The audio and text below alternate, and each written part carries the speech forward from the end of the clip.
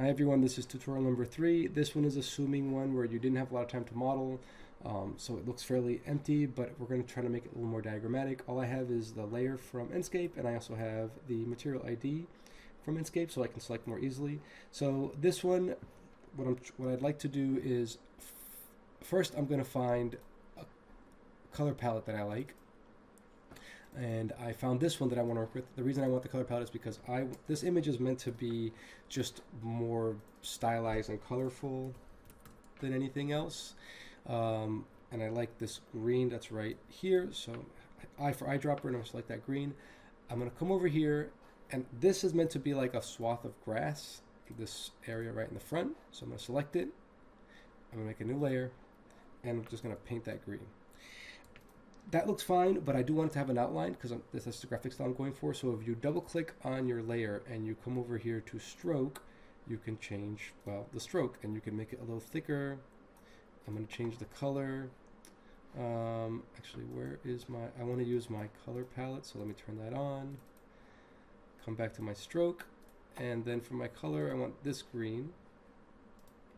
I want this darker green to sort of create this outline. So, okay, there's my green. That's great. I also have this texture that I brought in because I want to accentuate the space. So what I'm going to do here is that I'm lowering the opacity so I can see what I'm doing.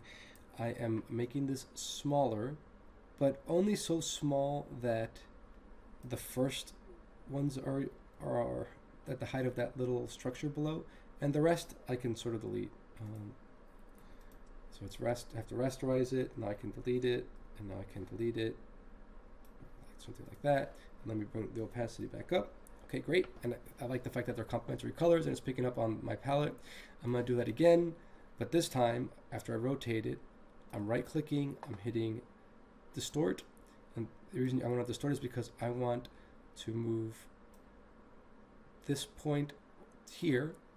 This point will move back. And now this point, I'm sort of just gonna eyeball to get to line up with those other ones. And so it looks like it's in perspective. Yep, that looks about right to me. I am going to collapse, I'm working destructively, but I am gonna collapse these two layers on purpose because it just needs to be one. So far so good. Another thing I can add, let's add some plants. So I'm gonna put this plant, and first I'm going to scale them because I want to make sure that the scale of the plants is correct. This one just goes back here, it's in the corner. And let's do the same thing with this plant over here. But this one is going to be in the foreground. Foreground items are important too to define the space. But I also want it stylized. So an easy way to stylize this is to, I'm just going to collapse these two layers. I'm going to hit Control U, and I'm going to make them black objects. And then, similar to what I did with the lawn, I'm just going to double click them. I'm going to come over here to color overlay first because I want to use that green. And see how now they look like just color shapes, but I also want to do the same idea where I add a stroke to it. That stroke is way too thick, so let's lower it now. And this is a really easy where you can make like these more stylized graphic trees. I'll show you how to do it again with this bush. So I bring this bush in. First thing you would do is place it where you want it because you want the line works to be scaled the same. So there in the corner, that looks pretty good. But maybe I also want another one here in the back to sort of hide how those trees are hitting the ground because it's a little rough. I'm gonna select the two of them, hit Control E, so now it's just one layer. And then with that layer selected, Control U for hue saturation, bringing the lightness all the way down, and then double clicking on the layer. That was the wrong one. Double clicking on the layer, and it should save your last presets. So now if I hit color overlay, it'll give it that green, and if I hit stroke, it'll give me that line work. So great, now I have these two, and I think that looks pretty good. If you have let's say here you want to make a hedge, but you don't want it to look like 3 individual ones. What you would do is that just duplicate whatever it is that you want, like that, merge them into one layer, and now, so I just selected those 3 that I brought in. I hit Control E to merge, so it's just one layer now. And if you do the same thing now, where you make it an dark shape, click on stroke and click on color overlay, now it just looks like one hedge with only one outline instead of looking like three individual ones that are stacked. So I like what this is looking like. I'm happy so far. But the point of this is that this is supposed to be a place for like kids to play. So luckily I have this image of kids playing, and I'm going to scale them down. They fit more or less something like that. I think that looks accurate enough for my purposes. But I also want to, but I don't like how they're colorful, and then this is stylized to be just colors. So I am going to hit Control U and desaturate them fully.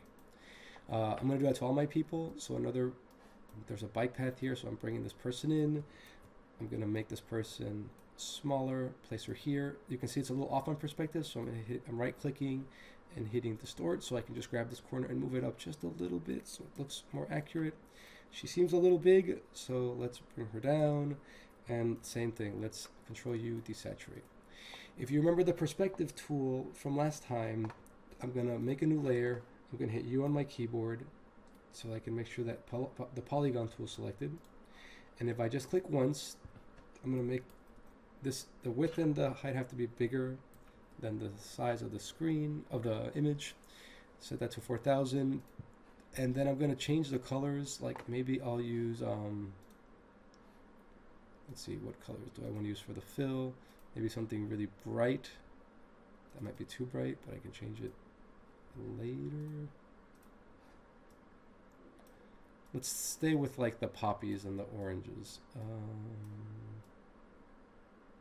I'm doing like a dramatic, really cool sunset looking thing. And then I want the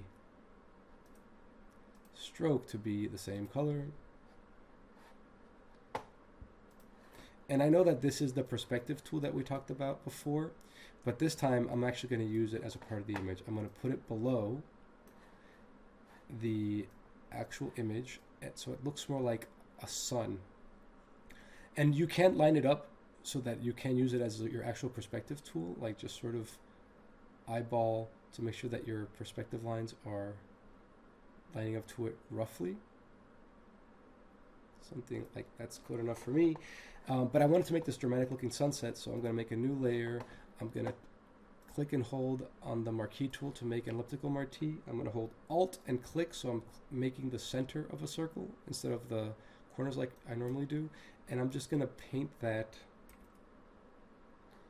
the same color. Oh, let me select the color actually. I'm going to paint that color. So it's like, it looks like this dramatic sun. And then maybe I forgot to fill in the rest of the sky, so let's make a new layer. Let's bring it down. And now let's pick a blue that will look good with that poppy. So I think if we got like a robin's egg blue, not too electric. If you had a robin's egg blue and you painted the rest of the background in that color like that, then it has to go behind this. So again, it's just I'm trying to create like a stylized, colorful, happy, like this is a place for children. I would like to insinuate some sort of path, so I'm gonna create a new layer. And if you don't have your legacy brushes, so I'm hitting B on my keyboard for my brushes. You might not see this thing called grass. The way you get that is you go to your brushes tab, which you might not see. And if you don't see your brushes tab, just go to Windows, click brushes. This is gonna pop up, and then under these little settings there is a legacy brushes. You want to make sure that you do see your legacy brushes, so turn that on, and it's going to give you this one brush specifically, which is like, it's called like Bondo grass or something like that. I don't know, it's this one, it looks like grass. When you use it, it'll paint grass, but it'll always pick up on the colors you have here. So make sure that your colors here, like if I wanted to use that green as one color, and I want to use this green for the other color, make sure they're selected. And now you can just brush them. I'm literally just clicking and dragging this. And if I make it a bigger, if I'm hitting the bracket buttons to make it bigger or smaller, you can make it a bigger grass or smaller grass for perspective. But the reason I'm doing this is because I want some of this grass to be out in front like this. It's basically just like creating this buffer out in front. Now I'm going to make a new layer, and I'm going to tuck it behind the plants. and that way I can paint more easily back behind here. And the whole point of this exercise is I want to create this sort of like entrance, like bottleneck entrance for the children. Let me make it a little smaller so it continues back down that way, and it should be behind their model. So all I'm trying to do here is, again, indicate that this is a space that children can come in. There's like a narrow path, so there's a threshold, and now the kids are there. I mean, I could keep adding to this. The idea of this image was I wanted to take this portion here and put a tree. Actually, you know what? I'm just going to do it real quick.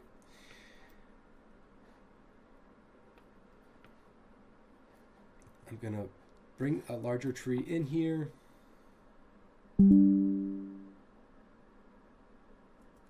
going to scale it down. And I'm going to put it inside that building. That building is meant to be like some sort of greenhouse type thing. Just place it in there. And same thing, Control U. I'm going to make it just one color. Oh, it's a smart object. Sorry about that. I forgot to rasterize you. Rasterize. Double click. Let's add the stroke and the color overlay. And all this is meant to do is, like, if you wanted to insinuate that this sort of activity continues over here, just make sure that you're using the same colors. You can also bring people in to sort of bring your eye across. So I have this child that I am going to desaturate. Don't ask me why he's barefoot in Logan Triangle. I'm going to put him over here. So he's under the tree.